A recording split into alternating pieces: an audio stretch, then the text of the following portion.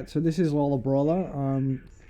We've got another episode of Laws of Babylon starting now. So, does magic have an opposite, and if so, what is it? Yeah, so magic to me is choosing what you believe and how you choose to be in the world. So the opposite of that would just be like reactively going along with whatever, missing out on all the fun stuff you can notice when you're really paying attention. Yeah, cool. Connecting dots. Dope. You would otherwise miss. That's wicked. How do you define open-minded? How do you define open-mindedness? Yeah, so I think a dog has Buddha nature when it shits on the ground and doesn't sniff first. That's how I define that, and it's an example too. Yeah, cool. So it's like your mind can be so open that it falls out, kind of thing. Yeah. And mindfulness in general, it isn't thinking about thinking. I like the Nike slogan, just do it. Oh, yeah. Yeah. When that came out, I was like, oh, imagine people that are like suicidal and then they hear that. It's just like, just do it. They're like, fuck. You know, oh. I think suicide, it's probably like neurotically sniffing on the ground. Yeah. So, if going back to the previous example, for sure, it's not very mindful. Yeah. If you're considering suicide, don't. There's a 1-800 number you can call. Right. Yeah. What are some kind of examples of that kind of? Oh, you've already given it. Never mind. Yeah. What is consciousness to you?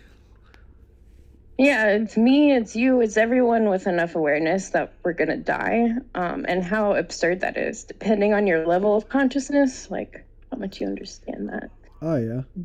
So the more you appreciate death, the more consciousness you have. Yeah. Yeah, cool. For sure. That's my definition. Yeah, that's a good one. What are your favorite magical texts? Cartoons, King of the Hill, SpongeBob, occasionally Aqua Teen Hunger Force, anything that highlights the absurd and also ordinary aspects of life for me. Yeah, wicked. What are your favorite texts in general? Yeah, I like poetry, although I don't write it anymore. I like to think of myself as a failed poet. Oh, cool. I will say my favorite is... Oh, sorry. It's always been Frank O'Hara, yeah. Frank O'Hara. Yeah. And the great moral of O'Hara's writing is that the human condition isn't made more clarified or beautiful by him writing about it. It's just his experience there, and, whatever ways he can find it. And I like that. Yeah, cool. We'll have to look him up. Does life have a purpose? Absolutely. It's to share this absurd existence with others. Yeah. To ease someone else's burden. So I'd say love.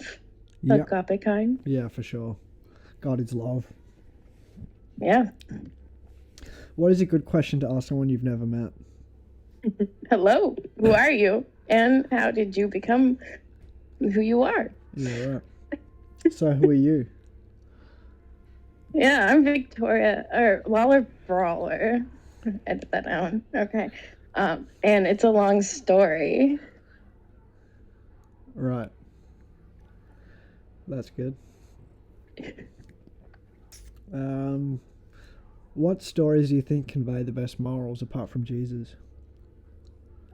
Jesus, well, Dawn, I don't like being told what to do, so you answer this one for me. What conveys the best morals? Jesus. Apart from Jesus. I know. That's the joke. So, yeah, what do you think? Because that's all I got. That's all I got for morals is Jesus. Yeah, I don't know. I think maybe Hitler. Hitler's got some good morals. Hey, you can do drugs and don't give a fuck. Do it. Do as they will. Do as they will.